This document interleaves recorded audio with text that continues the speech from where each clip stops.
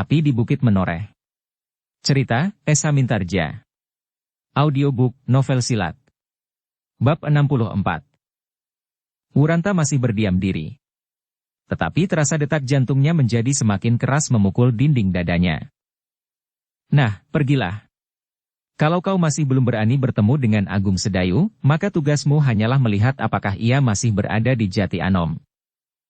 Wuranta tidak akan dapat terus-menerus berdiam diri tanpa menanggapi perintah itu. Karena itu maka kemudian jawabnya perlahan-lahan. Baiklah, Tuan. Aku akan pergi ke Jati Anom. Sidanti tertawa. Kenapa kau ragu-ragu? Kau takut? Tidak, Tuan, sahut Wuranta. Baik, tetapi Sidanti masih tertawa. Kalau kau berangkat senja nanti, maka besok pagi-pagi kau sudah kembali kemari. Kau akan langsung memberitahukan tugasmu itu kepadaku. Apakah yang telah terjadi di Jati Anom dan apakah Agung Sedayu masih berada di tempat itu? Baik, Tuan, sahut Wuranta. Hubungi anak-anak muda yang dapat mengerti apa yang akan kau katakan kepada mereka. Kepada yang berkeras kepala kau dapat memberikan gambaran bahwa Tambak Wedi akan mampu menggilas Jati Anom apabila dikehendaki. Mereka yang menentang akan hancur, sedang mereka yang memilih perjuangan kami akan menikmati kemenangan. Baik, Tuan. Sang prajurit yang baik. Nah, sekarang beristirahatlah. Berangkatlah senja nanti. Kau tidak perlu menemui aku lagi. Kemudian kepada salah seorang yang berada di tempat itu Sidanti berkata, tempatkan anak muda ini di rumah kakek Kria. Wuranta pun kemudian dibawa pergi ke pondokan yang diperuntukkannya. Ia harus beristirahat sejenak supaya senja nanti ia dapat melakukan tugasnya. Berjalan kembali ke Jati Anom dan pagi-pagi besok ia harus sudah menghadap Sidanti. Sepeninggal Wuranta, Sidanti melihat Argajaya berdiri sambil bergumam. Buat apa kau pelihara anak gila itu? Apa pula gunanya kau bawa ia berkeliling pada padepokan ini kemudian kau lepaskan kembali ke Jati Anom? Sidanti tersenyum, jawabnya. Sudah aku katakan, Paman. Ia akan merupakan alat yang baik untuk menakut-nakuti anak-anak muda Jati Anom. Sedangkan kalau anak itu seperti yang dikatakannya, mempunyai pengaruh yang baik, maka ia akan dapat menjadi jembatan untuk mengenal anak-anak muda yang lain.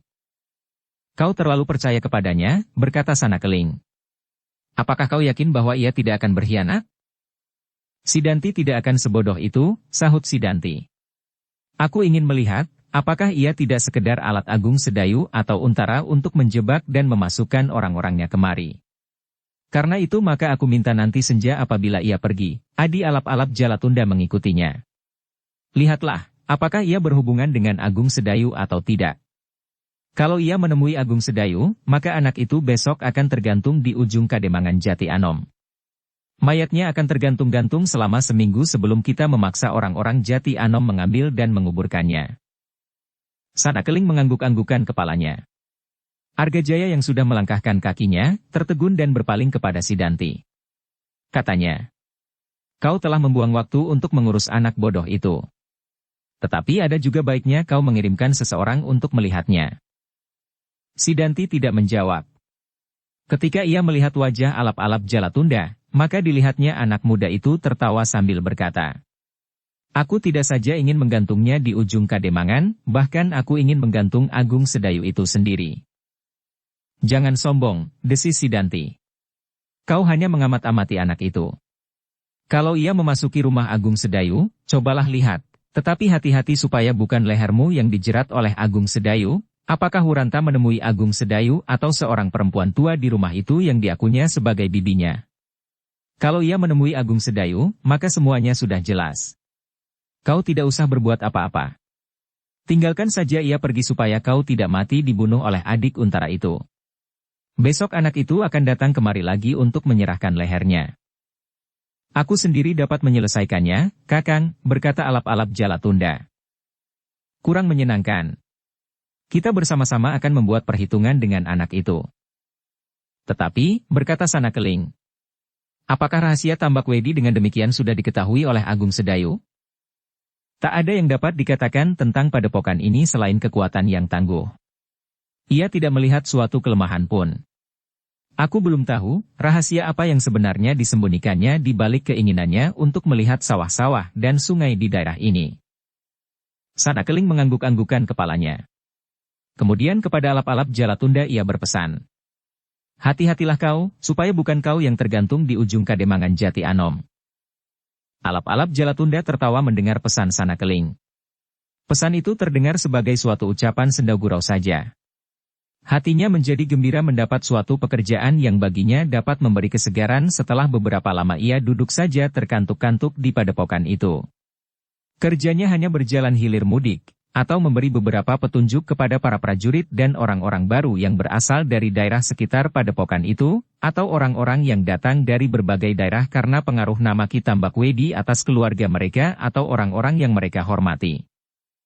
Tetapi kini ia harus mengikuti seorang anak muda dari Jati Anom itu. Mengawasi dan kemudian berbuat sesuatu apabila perlu. Namun dalam pada itu terdengar Argajaya berkata, jadi kalau kali ini anak Jati Anom itu tidak menjumpai Agung Sedayu, kau akan mempercayainya untuk seterusnya. Bukan berarti begitu, Paman, jawab Sidanti. Untuk seterusnya pun anak itu perlu diawasi.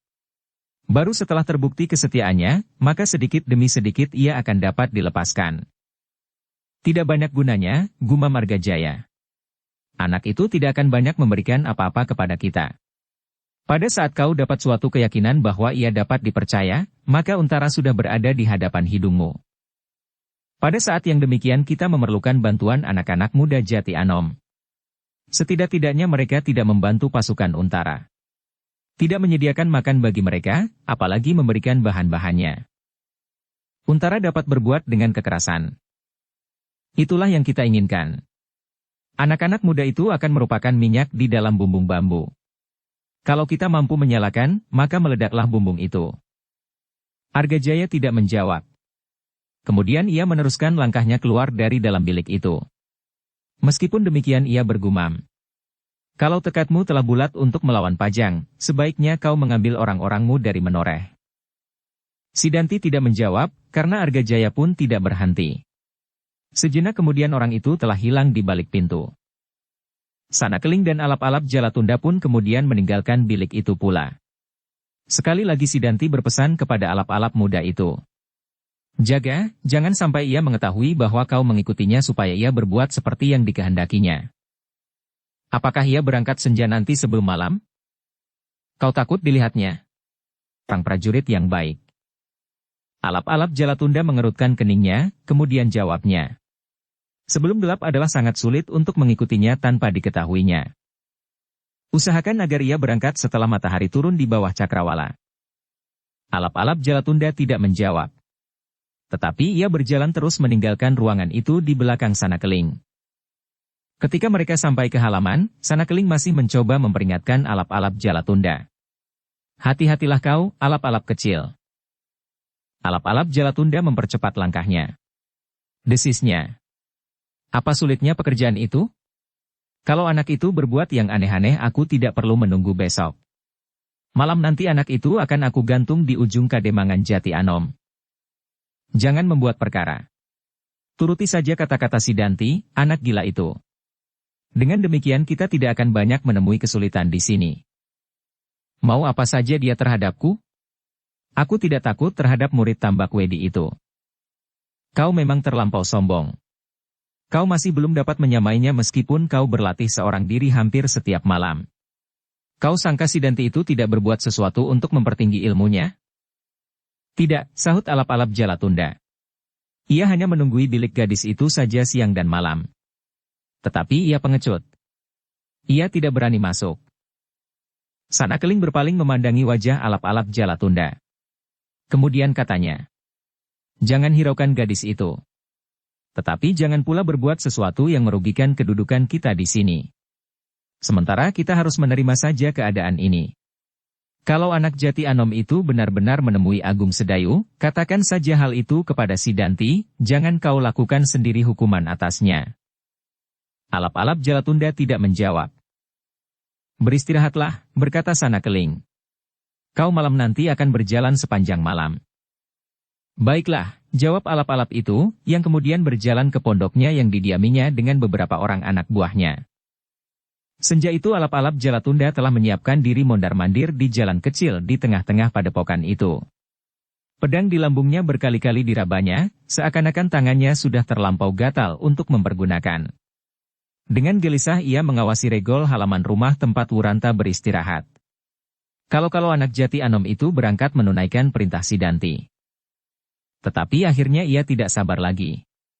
Alap-alap Jalatunda itulah yang kemudian mendatangi pondokan Wuranta. "Kau akan pergi sekarang?" bertanya alap-alap itu. "Ya, sebentar lagi," sahut Wuranta. "Sekarang telah senja. Masih terlampau siang.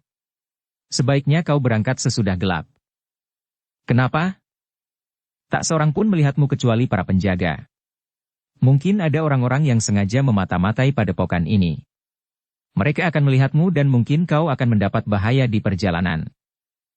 Wuranta mengangguk-anggukan kepalanya. "Baiklah," katanya. "Aku akan berangkat sesudah gelap." Mendengar jawaban Wuranta itu maka alap-alap Jalatunda tersenyum di dalam hati. Kalau anak itu bersedia berangkat sesudah gelap, maka pekerjaannya tidak akan terlampau sulit. Ia merasa bahwa ia pasti jauh lebih berpengalaman dari anak muda yang bernama Wuranta itu, sehingga ia akan mendapat banyak kesempatan untuk melakukan tugasnya. Ketika kemudian matahari menjadi semakin rendah dan tenggelam di balik punggung Gunung Merapi, maka lereng di sebelah timur itu pun menjadi semakin suram. Warna kemerah-merahan yang berpencaran di langit pun semakin lama semakin pudar, sehingga akhirnya perlahan-lahan kabut yang hitam turun menyelimuti lereng Gunung Merapi itu.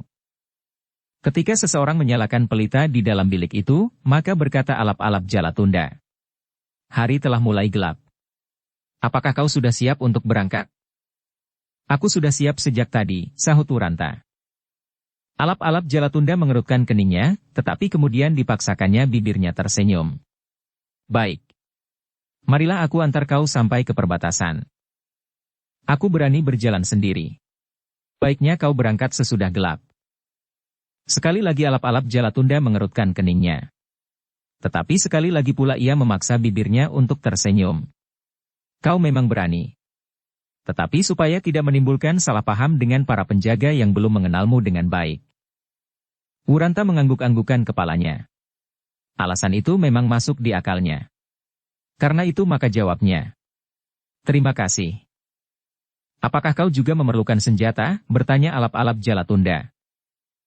Wuranta berpikir sejenak. Lalu jawabnya, "Aku memang memerlukannya." "Apakah kau mempunyai senjata rangkap?" "Setiap orang mempunyai senjata rangkap di sini. Bahkan setiap orang apabila dikehendaki dapat membawa 3 atau 4 pedang sekaligus. Pandai besi di padepokan ini melimpah ruah." "Terima kasih. Apakah kau dapat memberi aku sebuah pedang yang tidak terlampau besar?" Alap-alap Jalatunda mengangguk-anggukkan kepalanya. Kemudian jawabnya, "Marilah kita berangkat. Aku akan mengambil sebilah pedang untukmu sambil berjalan." Keduanya pun kemudian berangkat meninggalkan rumah itu. Ketika mereka sampai di gardu dekat regol halaman rumah itu, alap-alap Jalatunda berkata kepada salah seorang penjaganya, "Beri aku pedangmu itu. Kau akan dapat mengambilnya lagi." Orang itu diam termangu-mangu. Tetapi alap-alap Jalatunda berkata lagi, "Berikan pedangmu itu. Cepat!" Dengan urangkanya. Orang itu tidak menjawab. Tetapi dilepaskannya pedang beserta urangkanya, dan diserahkannya kepada alap-alap Jalatunda. "Terima kasih," berkata alap-alap Jalatunda sambil menyerahkan pedang itu kepada Wuranta. "Anak muda ini adalah anak muda yang berasal dari Jati Anom. Ia adalah kawan kita. Kenalilah baik-baik." Orang-orang di dalam gardu itu mengangguk-anggukan kepalanya. Kemudian keduanya meneruskan perjalanan mereka. Di sepanjang jalan itu, alap-alap Jalatunda masih sempat bercerita tentang padepokan Tambak Wedi. Bercerita tentang dirinya dan tentang orang-orang Jipang yang berada di padepokan itu. "Kekuatan Tambak Wedi benar-benar di luar dugaanku," berkata Wuranta. "Alangkah besar pengaruh Ki Tambak Wedi, sehingga ia mampu mengumpulkan sekian banyak laki-laki yang siap untuk bertempur di pihaknya." Alap-alap Jalatunda mencibirkan bibirnya. "Omong kosong. Siapakah yang berkata demikian?" "Sidanti. Bahkan Sidanti akan dapat mengambil kekuatan yang tidak terhingga dari Bukit Menoreh. Anak itu memang seorang pembual. Sejak kita berada di sini ia berkata, bahwa ia akan dapat menyusun kekuatan yang tidak akan dapat terkalahkan. Bukankah kekuatan itu kini telah terbentuk? Kekuatan ini adalah kekuatanku. Mereka adalah orang-orang Jipang yang setia kepadaku. Sepeninggal Tohpati, tak ada orang lain yang dapat mereka percaya selain aku. Wuranta mengangguk-anggukan kepalanya. Namun di dalam kepalanya menjalar suatu pengertian baru, bahwa para pemimpin di padepokan itu ternyata saling berebut pengaruh. Jadi siapakah sebenarnya yang berkuasa di sini? Alap-alap Jalatunda terdiam sejenak. Pertanyaan itu sukar dijawabnya. Namun kemudian katanya, akulah yang berkuasa atas orang-orang Jipang. Tetapi karena Sidanti di sini adalah tuan rumah, maka aku wajib menghormatinya. Ia adalah murid kita Mbak Wedi. Seorang yang memiliki padepokan ini. Wuranta masih mengangguk-anggukan kepalanya. Sekali lagi ia bertanya. Bagaimanakah hubungan Sidanti dengan orang-orang Jipang yang berada di bawah pimpinanmu itu? Sekali lagi alap-alap Jalatunda mendapat pertanyaan yang sulit. Tetapi akhirnya ia menjawab. Orang-orang Jipang di sini menghormatinya. Bukan karena anak itu sendiri, tetapi karena gurunya, kita Mbak Wedi. Wuranta terdiam sejenak. Tiba-tiba teringat olehnya, bahwa Sidanti telah membawa lari seorang gadis Sangkal Putung. Adik Suandaru seperti yang diceritakan kepadanya.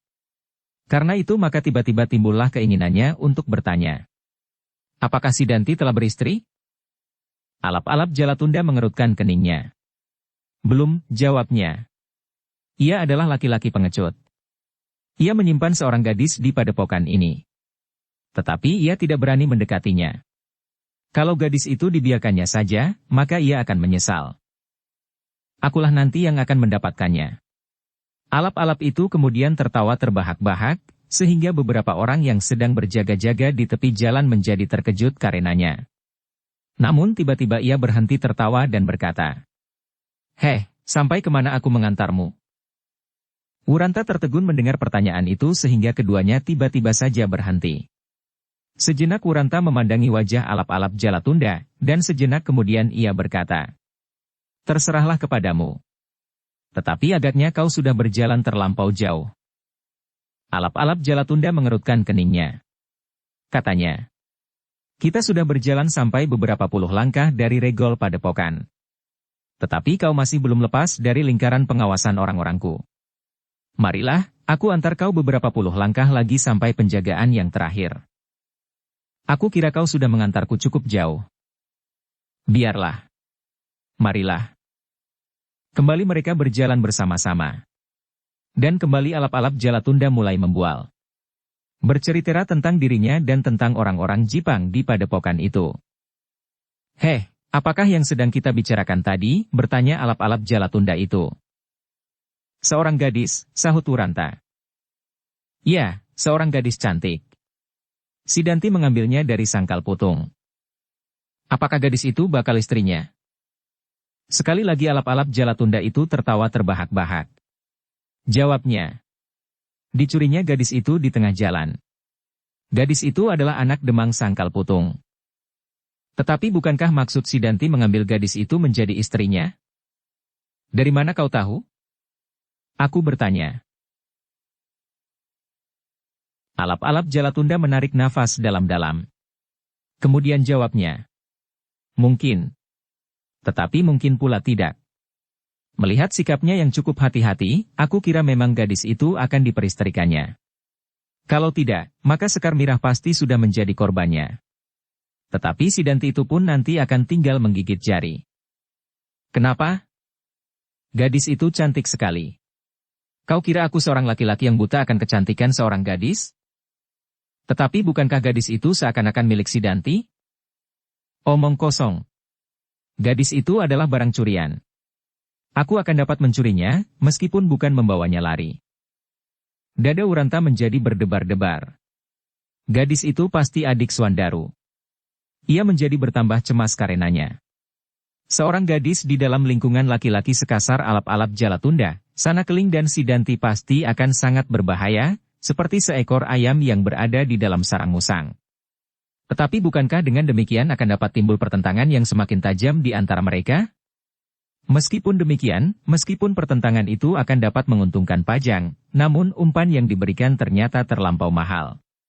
Tidaklah sewajarnya bahwa Sekar Mira harus dibiarkan saja di dalam sarang hantu-hantu supaya mereka saling berkelahi satu sama lain.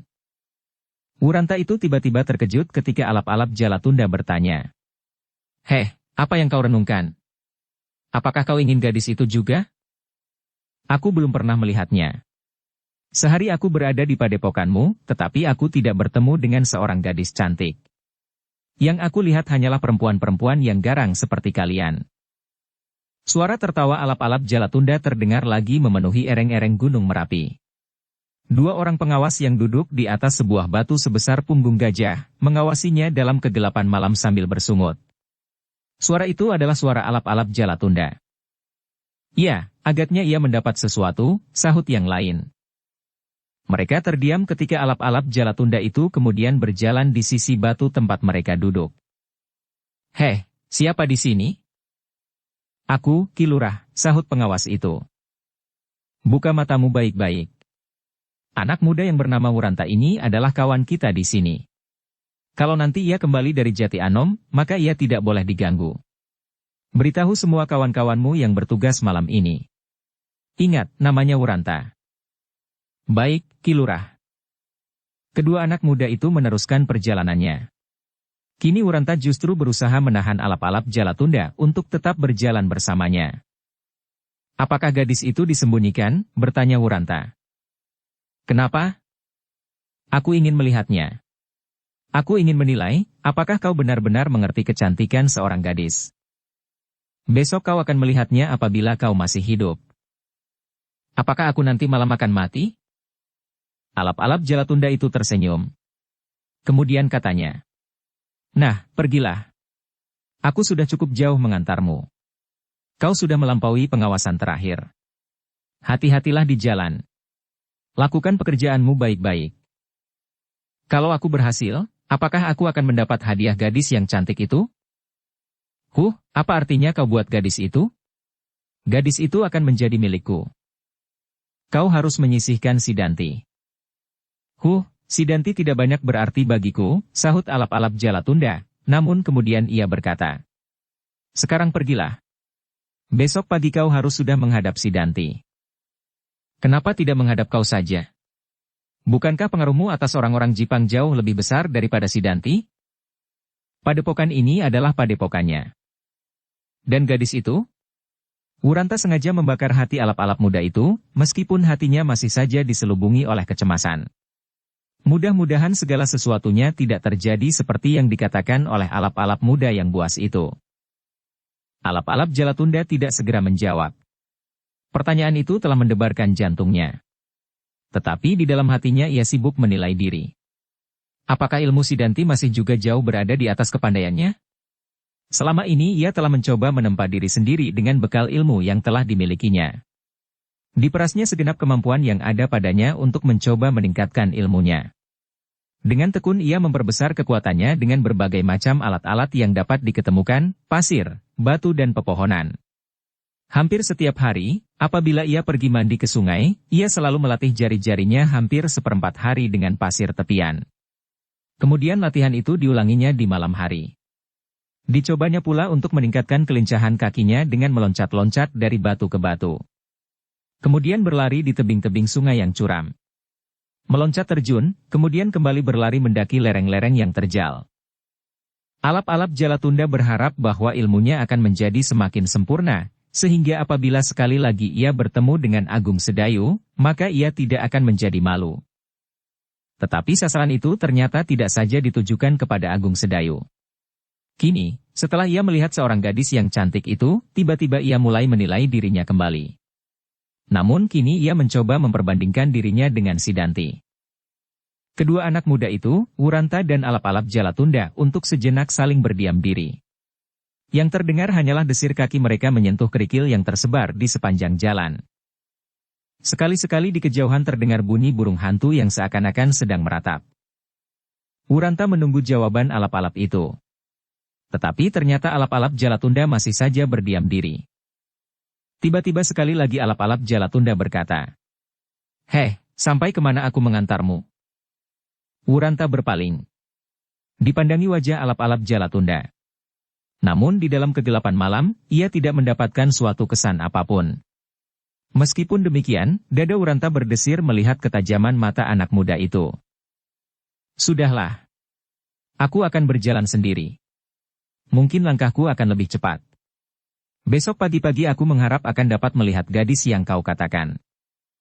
Kau akan menjadi orang ketiga yang menginginkan gadis itu besok." "Tidak ada orang lain?" "Hampir semua laki-laki di sini. Tetapi yang lain tidak berani berbuat apa-apa. Bahkan Kakang Sanakeling pun lebih baik menutup matanya daripada berhadapan dengan si Danti." Wuranta mengangguk-anggukan kepalanya. Menurut penilaiannya Sanakeling adalah seorang laki-laki yang kasar. Tetapi agaknya orang itu lebih senang melihat darah di medan perang daripada kecantikan para seorang gadis. Meskipun demikian laki-laki yang kasar itu tidak dapat diabaikan dalam memperhitungkan keselamatan Sekar Mirah.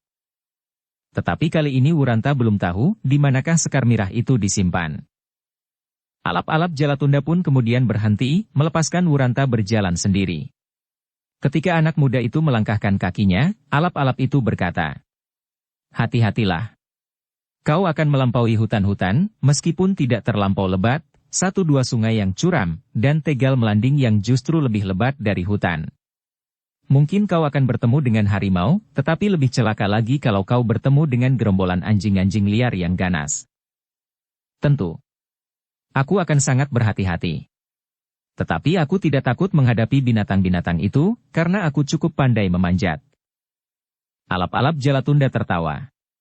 Katanya, "Aku sangka kau tidak takut karena pedang di lambungmu." Wuranta pun tertawa pula. Sambil meneruskan langkahnya ia berkata, "Sampai ketemu lagi." Alap-alap Jalatunda tidak menjawab.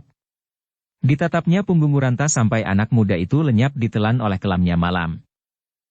Ketika Wuranta telah tidak tampak lagi alap-alap Jalatunda itu menarik nafas dalam-dalam. Tiba-tiba hatinya menjadi berdebar-debar ketika disadarinya, apa saja yang telah dikatakan kepada Wuranta. Ia belum tahu, apakah Wuranta itu berpihak kepadanya atau kepada si Danti. Mulutnya begitu saja membual seperti apabila ia berada di tengah-tengah orang-orang Jipang. "Gila," desisnya. "Kalau anak itu berkhianat, maka akan aku patahkan lehernya. Atau kenapa tidak sekarang saja?" Alap-alap Jalatunda itu menggeleng-gelengkan kepalanya. Si Danti menghendaki ia hidup. Alap-alap Jalatunda kemudian menggeretakkan giginya. Tetapi ia tidak begitu menyesal akan ketelanjurannya. Bahkan kemudian berkata, "Kalau aku benar-benar berhasil mendapatkan gadis itu sebelum si Danti, maka aku tidak akan perlu merahasiakannya lagi. Aku pasti akan menengadahkan dada untuk menerima tantangannya. Aku sekarang bukan lagi beberapa bulan yang lalu. Mudah-mudahan usahaku dan ketekunanku selama ini mendapat imbalan sewajarnya."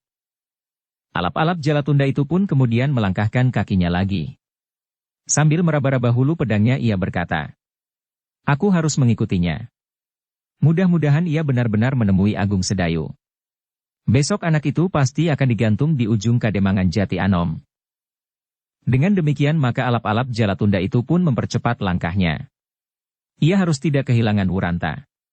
Tetapi beberapa puluh langkah saja, alap-alap Jalatunda yang bermata setajam mata burung alap-alap segera melihat sebuah bayangan yang berjalan beberapa jauh di mukanya menuju ke Jati Anom. Bayangan itu adalah Wuranta, yang sama sekali tidak menyadari bahwa sepasang mata yang tajam selalu mengikutinya. Langkah Wuranta pun semakin lama menjadi semakin cepat. Ia ingin segera sampai ke Jati Anom. Ia ingin segera bertemu dengan Agung Sedayu dan Kiai Gringsing beserta Swandaru untuk menceritakan pengalamannya yang pendek itu. Jalan yang ditempuh oleh Wuranta adalah jalan yang cukup gelap. Apalagi ia belum pernah berjalan melewati daerah itu. Tetapi Wuranta mempunyai pegangan arah. Ketika ia berjalan bersama si Danti naik ke lereng Merapi, ia dapat mengenali bahwa tidak ada jalan lain selain jalan yang dilewatinya itu. Meskipun di beberapa tempat jalan itu tampaknya seakan-akan terputus oleh semak-semak, namun Wuranta berhasil menembusnya. Sebelah menyebelah jalan itu adalah pepohonan hutan, yang meskipun tidak lebat tetapi cukup gelap. Wuranta seakan-akan tidak dapat lagi melihat jalan di hadapan kakinya karena kepekatan malam. Karena itu maka anak muda itu berjalan sambil menengadahkan kepalanya. Diikuti saja celah-celah dedaunan yang menjelujur sepanjang jalan. Tetapi yang masih belum diketahuinya adalah bahwa di belakangnya seorang anak muda yang garang telah mengikutinya. Justru ingin melihat apakah Wuranta menemui Agung Sedayu atau tidak. Karena itu, maka Wuranta sama sekali tidak memperhitungkan bahaya yang kini sedang mengikutinya. Ketika malam menjadi semakin malam, maka Wuranta pun segera semakin mempercepat langkahnya. Angin malam yang sejuk berhembus membawa udara lembab yang dingin. Meskipun demikian, namun tubuh Wuranta telah menjadi basah karena keringatnya yang mengalir dari lubang-lubang kulitnya. Sementara itu, di belakangnya alap-alap Jalatunda pun terpaksa mempercepat langkahnya pula. Anak muda ini pun sama sekali tidak merasa betapa sejuknya malam karena hatinya sedang dibakar oleh tugasnya. Ia pun ingin segera sampai ke Jati Anom untuk melihat apa saja yang akan dilakukan oleh Wuranta. Bahkan sekali-sekali timbullah keinginannya untuk menyelesaikan tugasnya dengan membunuh anak muda itu. Sudah terlampau lama ia tidak meneteskan darah lawan dengan pedangnya. Rasa-rasanya sudah bertahun-tahun. Tetapi selalu saja diingatnya bahwa Sidanti menghendaki Wuranta itu besok hidup-hidup menghadapnya. Kalau ternyata Wuranta itu berkhianat maka Sidanti sendiri agaknya yang akan mendapat permainan. Tiba-tiba alap-alap Jalatunda itu menggerutu di dalam hatinya. Sidanti ingin mendapat permainan tetapi ia tidak mau mengambilnya sendiri malam ini. Dalam pada itu maka jarak yang mereka tempuh pun semakin lama menjadi semakin jauh, dan sejalan dengan itu, maka Jati Anom pun menjadi semakin dekat pula. Sekali-sekali Wuranta mendengar suara binatang-binatang buas yang berkeliaran di hutan-hutan. Terasa bulu kuduknya meremang. Tetapi ketika tersentuh tangkai pedangnya, maka kembali ia menengadahkan wajahnya sambil berdesis seorang diri. "Ayo, siapa yang ingin mencoba tajam pedangku?" Tetapi ia menjadi ngeri ketika didengarnya gonggong anjing liar di kejauhan. Anjing liar itu akan dapat merupakan bahaya yang jauh lebih besar dari bahaya seekor harimau, karena anjing itu biasanya bergerombol sampai berbilang puluhan. Meskipun demikian Wuranta masih dapat menghibur dirinya. Aku pandai memanjat, sedang anjing-anjing itu tidak akan dapat mengejarku. Namun sejenak kemudian ia berdesis. Tetapi dengan demikian aku tidak akan dapat menyelesaikan tugasku. Kembali besok pagi-pagi ke lereng Merapi. Kadang-kadang Wuranta menjadi berdebar-debar mengenangkan tugasnya. Apakah sebenarnya yang dimaksud oleh Sidanti? Apakah cukup apabila ia besok mengatakan bahwa Jati Anom tidak ada perubahan sesuatu dan Agung Sedayu masih berada di rumahnya? Apakah dengan demikian Sidanti akan datang dengan beberapa orang untuk menangkap Agung Sedayu? Dalam kebingungan itu ia bergumam. Lebih baik aku beritahukan saja kepada Agung Sedayu. Orang tua yang bernama Kitanu Metir itu pasti akan dapat memberinya beberapa pertimbangan yang baik baginya dan bagi aku. Bukankah nasibku sendiri bagaikan sebutir telur di ujung tanduk yang runcing? Wuranta menarik nafas dalam-dalam. Ia ingin menyerahkan bagaimana dan apa saja yang harus dilakukan kepada Kitanu Metir. Dalam pada itu, di belakangnya seorang anak muda sedang mengintainya. Apakah ia nanti akan menemui Agung Sedayu atau tidak? Perjalanan Wuranta dan alap-alap Jalatunda itu pun semakin mendekati Jati Anom. Alap-alap Jalatunda menjadi heran terhadap dirinya sendiri. Kenapa ia menjadi berdebar-debar? Persetan dengan Agung Sedayu, tiba-tiba ia bergumam perlahan-lahan. Kalau aku nanti dilihatnya, baiklah, aku akan mencoba apakah aku sudah berhasil menyamainya. Tetapi meskipun demikian dada alap-alap Jalatunda masih terus bergetar betapapun ia mencoba menenangkannya. Kedua anak muda itu berjalan dengan berbagai persoalannya sendiri-sendiri. Tetapi keduanya masih harus meraba-raba, apakah sebenarnya yang sedang dihadapinya. Mereka, seperti malam itu juga, berjalan di dalam kelam. Kakinya tidak akan dapat menghindar seandainya seonggok duri berada tepat di bawah telapak kakinya yang sudah hampir menginjaknya. Tetapi tiba-tiba Wuranta itu tertegun sejenak. Telinganya seakan-akan mendengar desir di balik dedaunan di sisi jalan itu. Tetapi ketika dicobanya untuk mendengar sekali lagi, maka suara itu pun lenyap. "Siapa?" desisnya di dalam hati. Dengan demikian maka langkahnya pun menjadi kian lambat. Alap-alap Jalatunda yang melihat langkah anak muda itu tertegun-tegun menjadi heran. "Kenapa?" Bahkan kadang-kadang ia melihat Wuranta itu berhenti sama sekali untuk sesaat. Sehingga dengan demikian maka alap-alap Jalatunda itu harus bersembunyi di belakang pepohonan atau berjongkok di samping rumput-rumput ilalang yang tumbuh liar di pinggir-pinggir jalan. Namun setiap kali suara desir itu didengar lagi oleh Wuranta. Wuranta bukanlah seorang penakut. Tetapi karena ia hampir belum pernah mengalami peristiwa-peristiwa semacam itu, maka hatinya pun semakin lama menjadi semakin berdebar-debar. Sekali-sekali ia berpaling dan ditebarkannya pandangan matanya tajam-tajam berkeliling. Tetapi yang dilihatnya hanyalah kelamnya malam. Pepohonan yang tegak membisu. Sekali-sekali dilihatnya dedaunan bergerak-gerak disentuh angin malam. Wuranta menarik nafas. Untuk menenteramkan hatinya ia berkata kepada diri sendiri. Tak ada sesuatu yang perlu mendapat perhatian yang berlebih-lebihan. Wuranta pun kemudian berjalan kembali. Ditenangkannya hatinya. Ditetapkannya langkahnya seperti semula. Namun terasa setiap kali jantungnya menghentak semakin keras. Beberapa langkah lagi aku akan sampai ke ujung hutan, gumamnya. Tetapi di ujung hutan itu didapatinya sebuah hutan perdu. Baru sesudah hutan perdu itu ia akan sampai ke daerah persawahan dan pategalan dari desa-desa kecil sebelum ia sampai ke Kademangan Jati Anom. Ketika suara berdesir itu masih saja didengarnya, maka Wuranta pun mempercepat langkahnya. Aku harus segera sampai ke daerah persawahan. Aku harus berada di tempat terbuka supaya tidak seorang pun yang dapat mengikuti aku dengan sembunyi-sembunyi. Ternyata kegelisahan itu tidak saja melanda Wuranta, alap-alap Jalatunda pun menjadi gelisah. Apakah anak muda itu merasa bahwa beberapa langkah di belakangnya, seseorang sedang mengikutinya? Tetapi alap-alap Jalatunda sama sekali tidak tahu bahwa Wuranta sedang diganggu oleh suara berdesir di antara pepohonan di sisi jalan. Sedang Wuranta sendiri akhirnya tidak mempedulikan lagi suara itu. Terdengar ia menggeram perlahan. Kalau ada seseorang yang ingin mengganggu aku, marilah, aku tidak akan gentar. Dengan demikian maka Wuranta seakan-akan tidak lagi merasa seseorang berada di sisi jalan dan mengikuti langkahnya. Dibiarkannya saja suara berdesir yang sekali-sekali masih juga didengarnya. Meskipun demikian, namun tangan Wuranta itu selalu meraba hulu pedangnya. Di dalam hati ia berkata, tidak bersenjata pun aku berani melewati jalan ini. Apalagi kini aku mempunyai sebilah pedang. Yang didengarnya kemudian adalah gonggong anjing liar di kejauhan. Kemudian disahut oleh sebuah auman yang dahsyat. Terbayanglah di dalam kepala Wuranta, bahwa sedang terjadi bertarungan yang sengit antara segerombol anjing-anjing liar melawan seekor harimau. Anjing adalah binatang yang seakan-akan disediakan menjadi makanan harimau.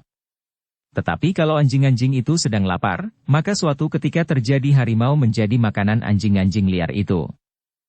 Tetapi ketika hiruk-pikuk itu semakin menjauh, kembali terdengar sebuah desir yang lembut.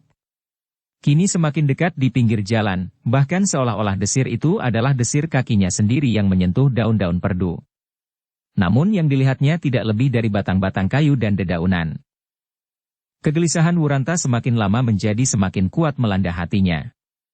Namun karena anak muda itu belum memiliki pengalaman yang cukup, maka ia sama sekali tidak dapat menanggapinya. Bahkan kemudian dicobanya menenangkan hatinya dan menganggap bahwa sebenarnya tidak ada apa-apa sama sekali. Telinganya sajalah yang seakan-akan melihat hantu, tetapi yang sebenarnya tidak ada apa-apa. Yang disangkanya hantu itu tidak lebih dari sebuah ranting yang kering, atau selembar kelaras kering ditiup angin. Tetapi semakin lama Wuranta justru menjadi semakin yakin, bahwa yang didengarnya itu bukan sekedar daun kering yang gugur ditiup angin. Dengan demikian maka akhirnya Wuranta tidak lagi dapat menghibur dirinya dengan macam-macam dugaan. Mau tidak mau ia harus mengatakan kepada dirinya sendiri, bahwa yang didengarnya itu adalah langkah seseorang. Bahkan kemudian ia mendengar suara nafas yang semakin deras dan desis perlahan-lahan. Karena itu maka Wuranta harus menyiapkan dirinya menghadapi segala macam kemungkinan. Siapakah yang mengikuti aku, katanya di dalam hati. Apakah ia orang lereng Merapi yang sengaja dikirim oleh Sidanti untuk mengawasi aku, atau orang lain yang menyangka justru aku orang dari Padepokan Ki Tambakwedi? Dalam kegelisahannya Wuranta itu berhenti. Dihadapinya suara berdesir yang semakin dekat itu dengan hati yang berdebar-debar. Bahkan untuk mengatasi kegelisahannya, tiba-tiba Wuranta itu berkata keras. Heh, siapa yang berada di balik pepohonan? Ayo, Tampakkan dirimu. Namun tidak terdengar jawaban. Yang terkejut bukan kepalang mendengar sapa itu adalah alap-alap Jalatunda.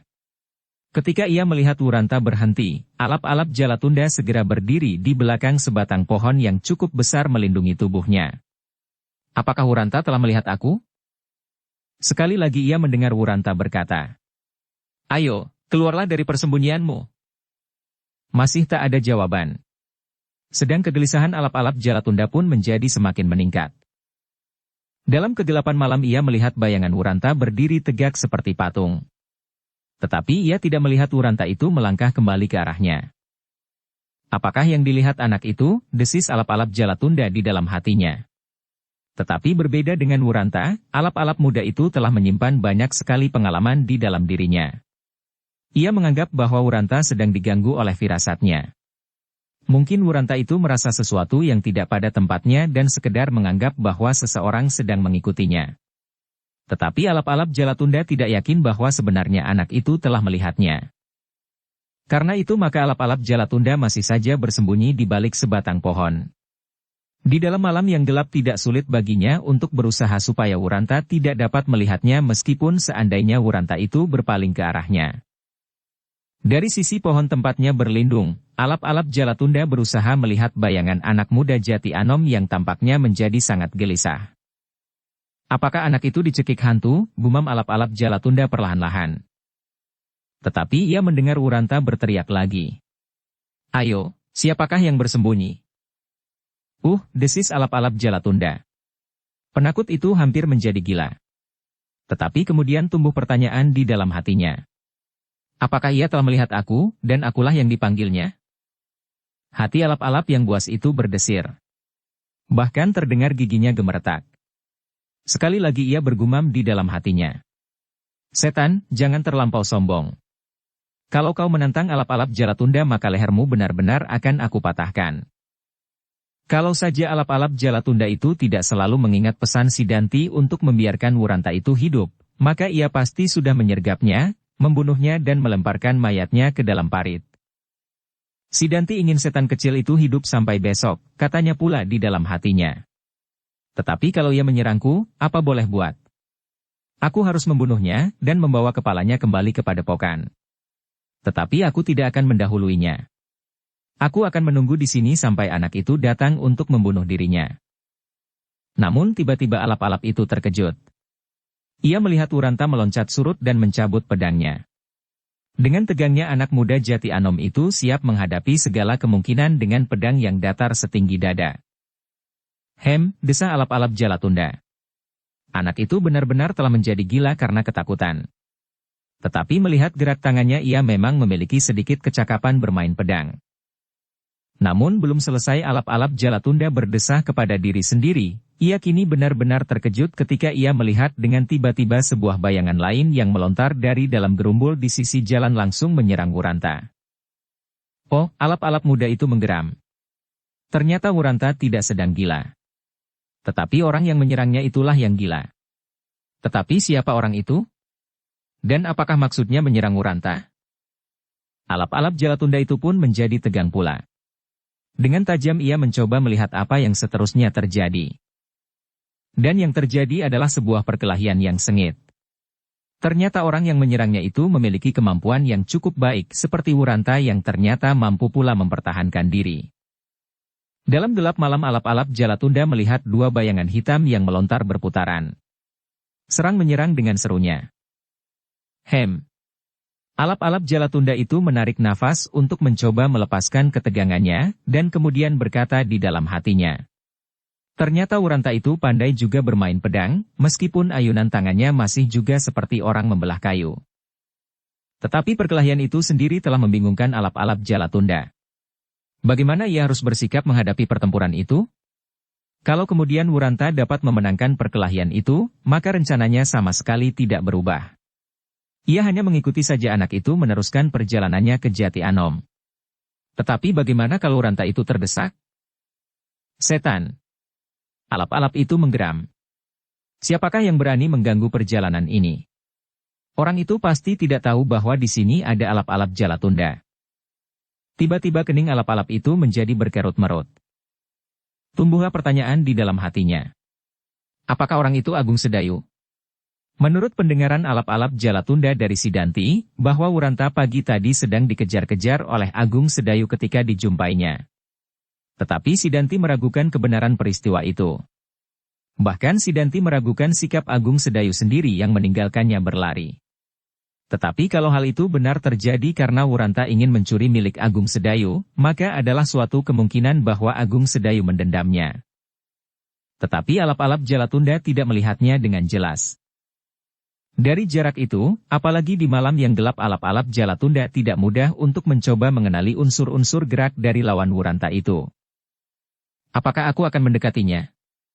Tetapi alap-alap Jalatunda menjadi ragu-ragu. Kemungkinan yang tidak diharapkan cepat terjadi. Kalau Wuranta melihatnya, maka gagallah tugasnya. Apalagi kalau orang yang menyerang Wuranta itu ternyata Agung Sedayu, maka ia harus berkelahi melawannya. Dan ia tidak yakin, apakah ia pada saat itu dapat mengimbangi adik Senapati Pajang yang bertugas di sekitar Gunung Merapi ini. Seandainya demikian, maka tugasnya pun akan gagal pula karenanya. Sekali lagi alap-alap Jalatunda menggeram. Ia benar-benar menjadi bingung dan tidak segera tahu apa yang sebaiknya dikerjakan. Dalam pada itu perkelahian itu pun menjadi semakin lama semakin sengit. Wuranta berusaha melawan dengan pedang di tangan. Dikerahkannya segenap kemampuan yang ada padanya. Namun meskipun orang yang menyerangnya itu tidak bersenjata, tetapi kelincahannya telah memaksa Wuranta untuk memeras keringatnya. Orang itu meloncat-loncat berputaran mengelilingi Wuranta untuk menghindari sambaran pedangnya. Sekali-sekali ia meloncat menjauh, namun tiba-tiba serangannya datang menyambar dengan cepatnya. Seperti pusaran serangannya membelit dari segala arah. Dengan sepenuh tenaga Wuranta melawannya. Namun keraguan-raguan di hatinya kadang-kadang telah mengekang sambaran-sambaran pedangnya. Betapa dadanya dilanda oleh beberapa pertanyaan tentang orang yang tiba-tiba menyerangnya. Siapa dan mengapa? Orang prajurit yang baik. Tetapi serangan orang itu semakin lama menjadi semakin cepat. Bahkan hampir-hampir tak tertahankan lagi. Meskipun Wuranta belum merasa dikenai di bagian tubuhnya yang berbahaya, tetapi ia merasa, apabila perkelahian itu diteruskan, ia pasti akan kehabisan tenaga. Anak muda itu merasa beruntung bahwa ia telah mendapatkan sepucuk senjata yang dapat menolongnya memperpanjang perlawanannya. Tetapi sudah sekian lama ia berkelahi, namun senjatanya seakan-akan hampir tidak berguna. Meskipun demikian Wuranta tidak segera menjadi berputus asa. Selama ia masih mampu menggerakkan pedangnya, maka ia akan melawannya terus. Apapun yang terjadi. Namun dalam pada itu, terbersit suatu penyesalan di dalam hatinya. Kalau ia gagal menghindarkan diri dari orang yang menyerangnya itu, maka tugasnya pun menjadi gagal pula karenanya. Gagal bukan karena kesalahannya, tetapi justru karena sebab-sebab yang tidak diketahuinya. Karena itu maka tiba-tiba timbullah keinginannya untuk bertanya. Meskipun tangannya sibuk menggerakkan pedang, namun dengan tersengal-sengal ia bertanya. Heh, siapakah kau dan apakah sebabnya kau menyerangku? Alap-alap Jalatunda lamat-lamat mendengar pula pertanyaan itu. Dengan demikian ia mengambil kesimpulan bahwa orang yang menyerang itu sama sekali bukan Agung Sedayu. Kalau demikian siapakah ia? Apakah orang itu salah seorang yang sengaja ditugaskan oleh Sidanti? Tetapi seandainya demikian, maka alap-alap Jalatunda pasti segera dapat mengenalnya. Tetapi penyerang itu sama sekali belum pernah dikenalnya, baik orangnya maupun tata geraknya. Dengan demikian maka alap-alap Jalatunda itu menjadi semakin bingung. Karena itu, maka ia pun ingin sekali mendengar jawab orang yang menyerang Wuranta itu. Tetapi orang itu tidak segera menyahut.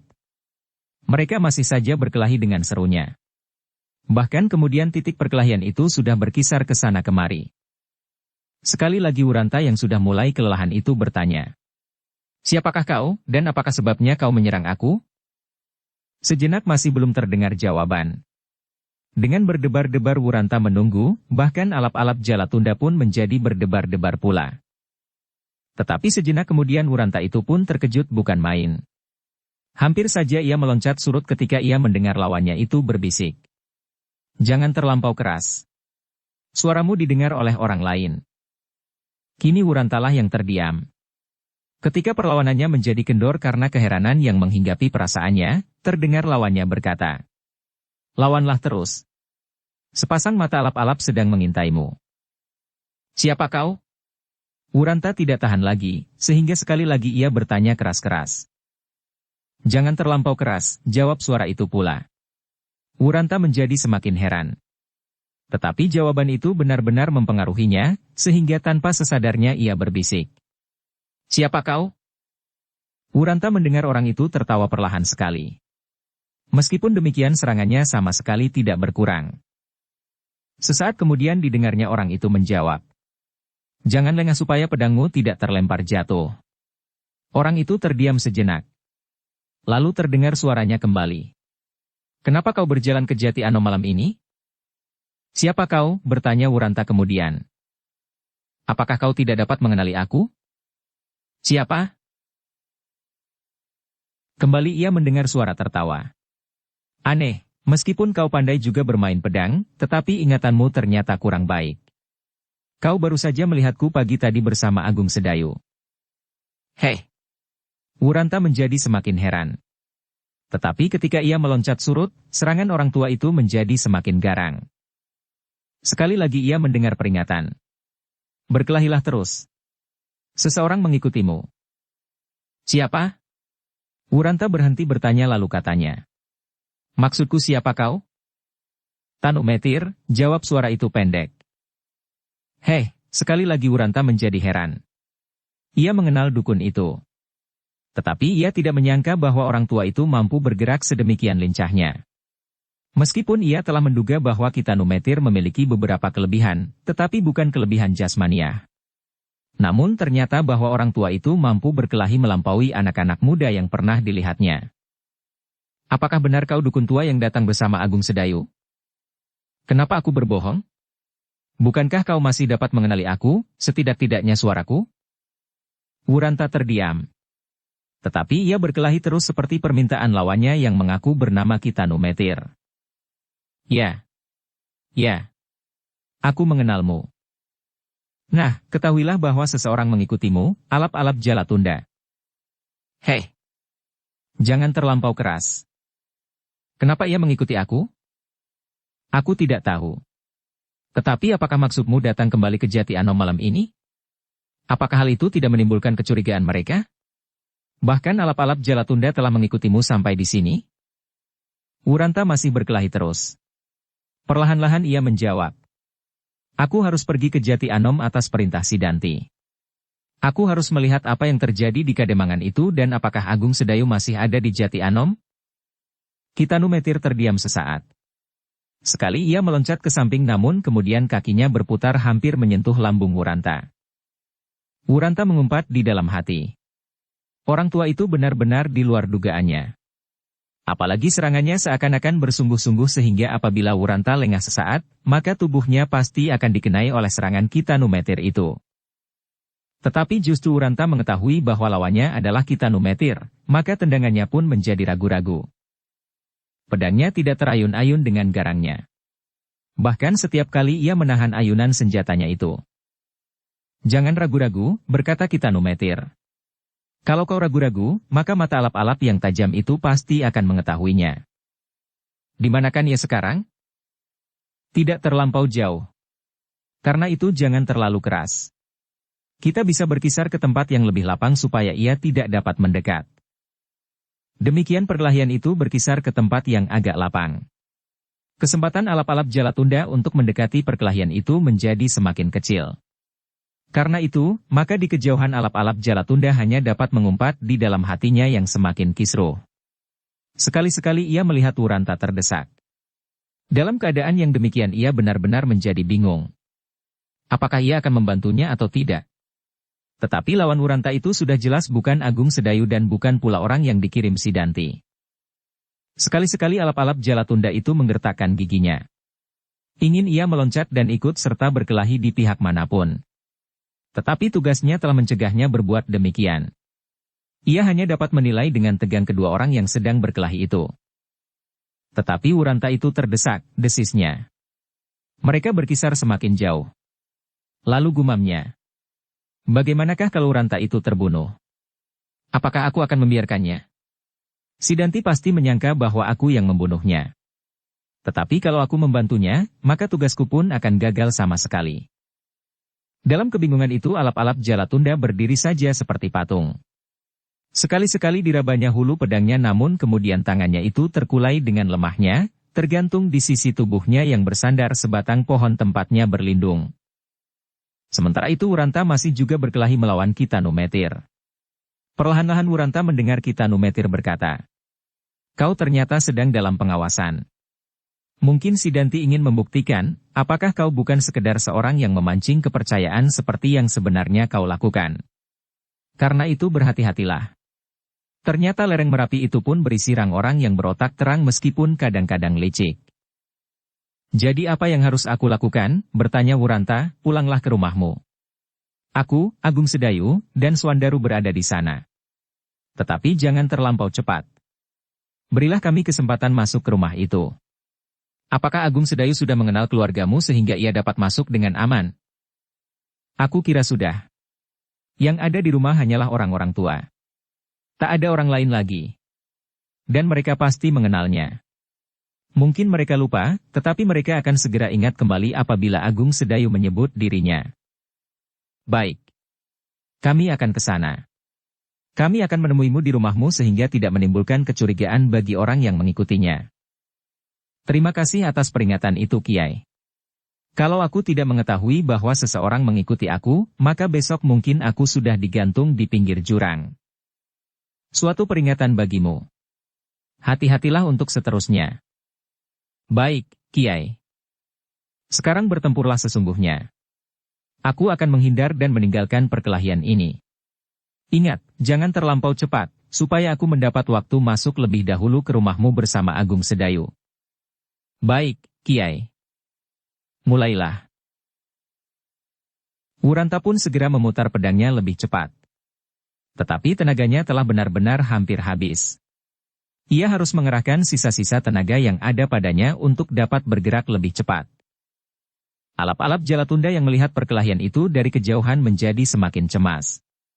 Ia tidak dapat melihat dengan jelas apa yang terjadi.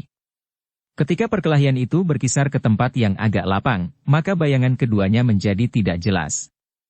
Tetapi dari jarak yang agak jauh itu, alap-alap Jalatunda hanya sekedar melihat dua buah bayangan yang melontar ke sana kemari.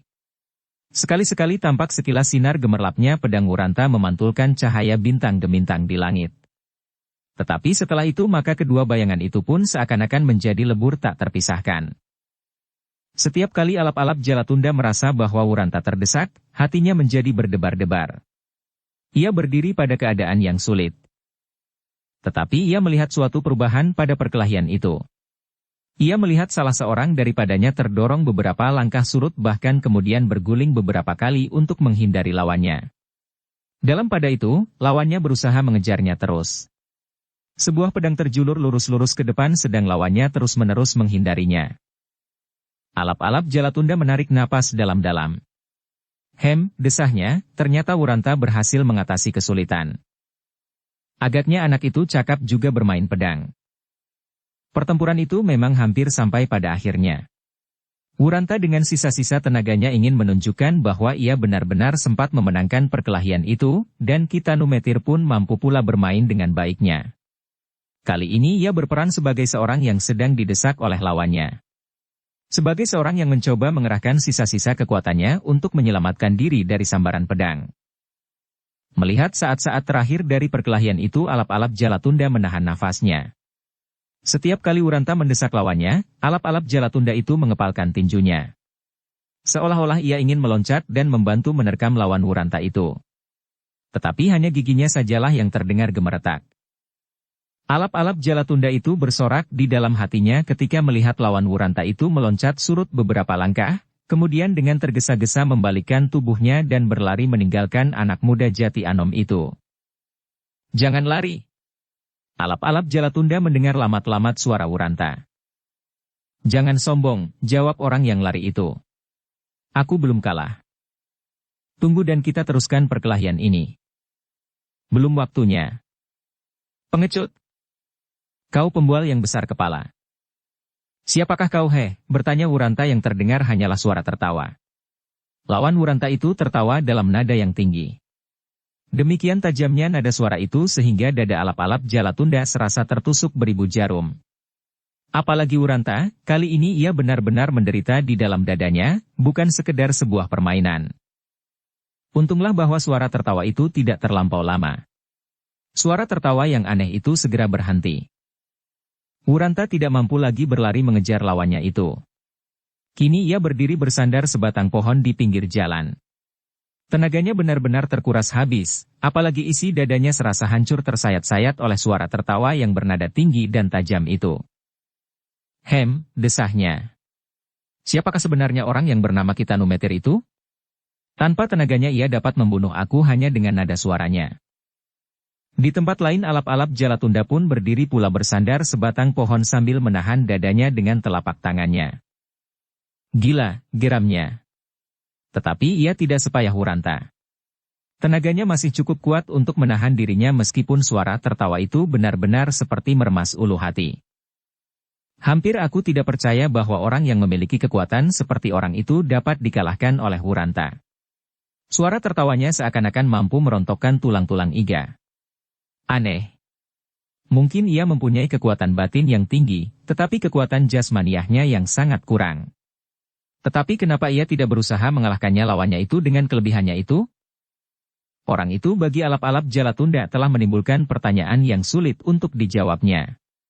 Tetapi dengan demikian ia mengenal bahwa di lereng Merapi ini ada seseorang yang aneh. Yang selama ini tidak pernah diperhitungkan. Orang itu bukan Agung Sedayu, bukan Untara, bukan Widura, bukan Sidanti, dan bukan Kitambakwedi. Ketika alap-alap Jalatunda telah terasa segar kembali, maka dijulurkannya kepalanya melihat apakah Wuranta sudah meneruskan perjalanannya. Tetapi anak muda Jati Anom itu ternyata kini malahan duduk di atas rerumputan kering bersandar pohon di sisi jalan. Tampaklah ia terlalu payah setelah berkelahi sekian lama melawan orang yang tidak dikenalnya. Oh, anak itu hampir mati, gumam alap-alap Jalatunda di dalam hatinya. Mudah-mudahan ia tidak mati karena jantungnya rontok. Apabila demikian Sidanti akan marah kepadaku. Akulah yang disangkanya membunuh anak itu. Tetapi kalau ia masih saja duduk di situ, maka pekerjaan ini pasti akan tertunda. Kalau anak itu sampai ke Jati Anom setelah terang, maka aku tidak akan dapat mengikutinya terus. Namun alap-alap Jalatunda masih mencoba menyabarkan diri. Biarlah ia sekedar bernafas. Wuranta yang duduk bersandar sebatang pohon itu sebenarnya memang sedang berusaha untuk memulihkan nafasnya yang tersengal-sengal. Tetapi ia juga sengaja beristirahat agak lama seperti pesan Kitanumetir. Meskipun kemudian nafasnya telah agak teratur, tetapi ia masih saja duduk dengan tenangnya. Mampuslah tikus cengeng, geram alap-alap Jalatunda yang hampir kehabisan kesabaran. Alangkah senangnya apabila ia diizinkan meloncati anak muda itu dan kemudian mencekik lehernya. Tetapi akhirnya Wuranta itu berdiri juga. Sekali ia menggeliat, kemudian memijit punggungnya dengan kedua tangannya. Pemalas. Alap-alap Jalatunda masih saja mengumpat-umpat seorang diri. Wuranta itu akhirnya melangkahkan kakinya juga. Perlahan-lahan. Bukan saja karena ia sengaja memperlambat perjalanannya, tetapi sebenarnya lah bahwa ia sendiri sedang kelelahan. Ketika menurut perhitungan Wuranta waktu yang diberikan kepada Agung Sedayu, Swandaru, dan Kitanumetir telah cukup, maka barulah ia mempercepat langkahnya. Pedangnya kini telah menggantung di lambungnya. Namun dalam pada itu ia dapat juga berbangga kepada diri sendiri. Ternyata ia dapat juga bermain pedang, meskipun tidak terlampau baik. Langkah Wuranta itu pun semakin lama menjadi semakin cepat. Angin yang silir telah menyegarkan tubuhnya. Selembar-selembar daun yang kuning berguguran di atas tanah yang basah oleh embun. Alap-alap Jalatunda mengikutinya dengan berdebar-debar.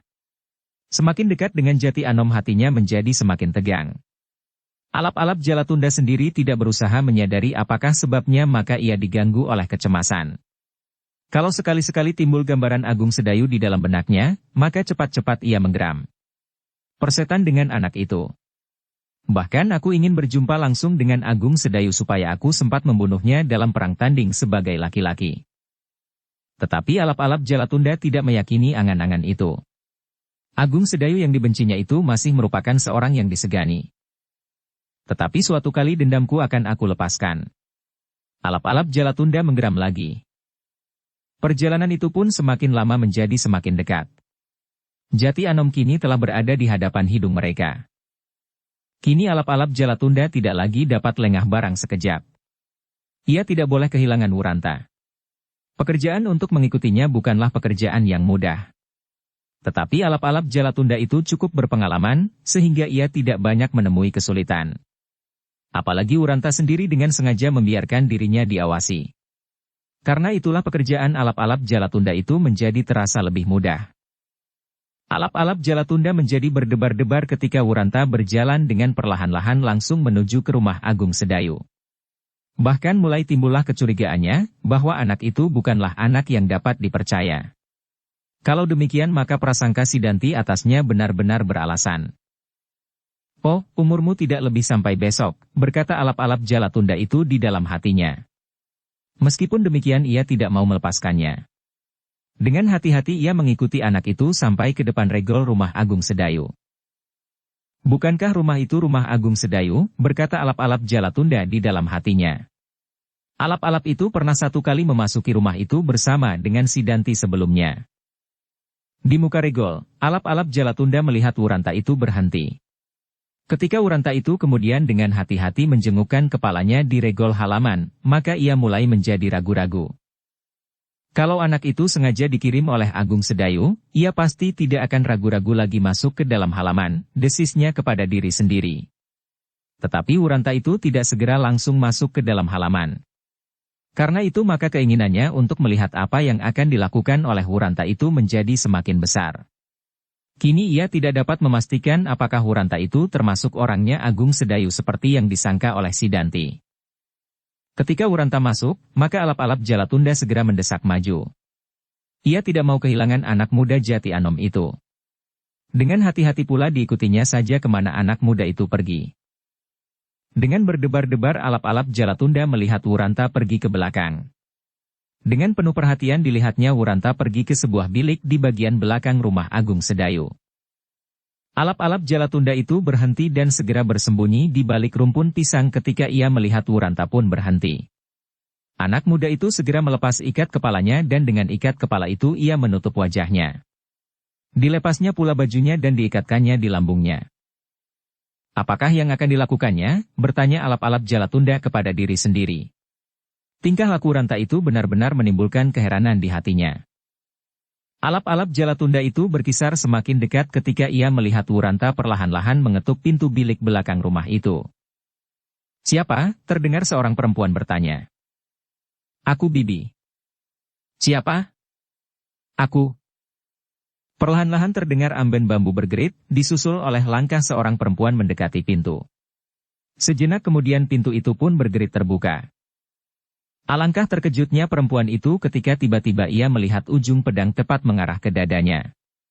Hampir-hampir ia memekik, tetapi segera Wuranta membentak. "Jangan membuat gaduh. Kalau kau berteriak, maka perutmu akan berlubang." Perempuan itu terdiam. Ia berdiri gemetar di muka pintu. "Jawab pertanyaanku," berkata Wuranta. "Apakah Agung Sedayu masih ada di sini?" Dengan tergagap perempuan itu menjawab. "Aku tidak tahu, Tuan." "Jangan bohong. Aku melihatnya sore tadi. Ayo katakan, apakah ia di rumah ini? Kalau tidak, maka kepala anakmu itu akan aku penggal." "Jangan, Tuan. Kalau Tuan ingin membunuh, bunuh aku saja. Itu adalah urusanku, apakah aku akan membunuhmu atau akan menggantung anakmu." "Anakku tidak bersalah apapun, Tuan." Perempuan itu mulai menangis. "Kalau kau ingin anakmu selamat, jawab apakah siang ini Agung Sedayu masih di sini?" Perempuan itu ragu-ragu sejenak. Tetapi ujung pedang Wuranta menjadi semakin dekat dengan dadanya. "Ayo katakanlah. Atau kepala anakmu akan menggelinding di halaman ini?" "Jangan, Tuan. Katakan sebelum aku kehabisan kesabaran. Apakah Agung Sedayu masih ada di sini?" "Ya, siang tadi Angger Agung Sedayu ada di rumah ini." Ta perlahan-lahan mengetuk pintu bilik belakang rumah itu. "Apakah sekarang ia ada di rumah ini juga? Apakah Agung Sedayu masih ada di sini?" Perempuan itu terdiam. Kembali ia menjadi ragu-ragu untuk menjawab pertanyaan itu. Tetapi pedang itu hampir menyentuh dadanya. Bagaimana? Apakah kau tidak dapat berbicara lebih cepat? Aku tidak tahu, Tuan. Aku tidak tahu. Bohong. Jangan mencoba berbohong ya. Aku tidak banyak mempunyai waktu untuk bercakap-cakap tanpa arti. Atau kau menunggu aku marah dan kehilangan kesabaran sehingga anakmu mati? Tidak, Tuan. Tetapi sebenarnya lah aku tidak tahu apa-apa. Wuranta tidak menjawab. Tetapi tiba-tiba ia melangkah maju sambil berkata, "Minggir, aku akan mengambil anakmu yang sedang tidur itu." "Jangan, Tuan. Jangan." Mata Wuranta yang menyembul di atas ikat kepala yang menutupi wajahnya memancarkan sorot yang mengerikan. Terdengar ia menggeram sambil beringsut maju. "Minggir, minggir, atau kalian berdua aku bunuh bersama-sama." "Jangan, Tuan," rintih perempuan itu. "Kalau Tuan ingin membunuh aku, bunuhlah, tetapi jangan anakku itu." "Persetan," sahut Wuranta. "Aku hanya akan menghidupimu kalau kau berkata sebenarnya. Ayo jawab di mana Agung Sedayu sekarang?" Perempuan itu terdiam. Is itu menjadi istrinya? "Cepat katakan, apakah ia masih berada di sini?" Tubuh perempuan itu bergetar. Dengan suara parau ia menjawab penuh keraguan-raguan. "Ya, Tuan. Angger Agung Sedayu masih berada di sini."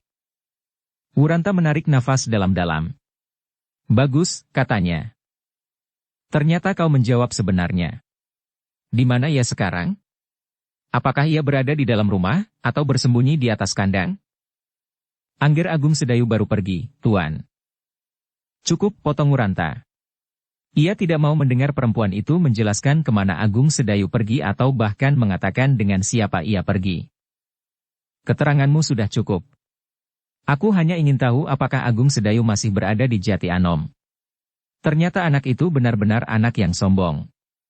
Siang tadi ia telah dilihat oleh kawan-kawanku dari lereng Merapi, tetapi ia merasa bahwa ia tidak perlu melarikan dirinya. Perempuan itu hanya berdiam diri. "Jangan kau katakan kepada Agung Sedayu bahwa aku malam ini datang kemari. Kalau besok Agung Sedayu mendengar kedatanganku dan anak itu lari, maka anakmu lah yang akan aku penggal lehernya." "Tuan," perempuan itu hampir menjerit. "Bagaimanakah kalau Angger Agung Sedayu itu dengan kehendaknya sendiri ingin pergi dari rumah ini meskipun aku tidak mengatakan sesuatu kepadanya?" "Mustahil. Kalau ia ingin pergi, maka ia akan pergi siang tadi. Tetapi sampai malam ini ia masih berada di rumah ini. Tetapi anak muda itu sekarang ternyata telah pergi. Bagaimanakah kalau ia tidak kembali?" "Cukup, cukup. Sekarang masuklah. Tutup pintu ini. Aku akan melihat pintumu sepanjang malam." Bersambung ke bab 65.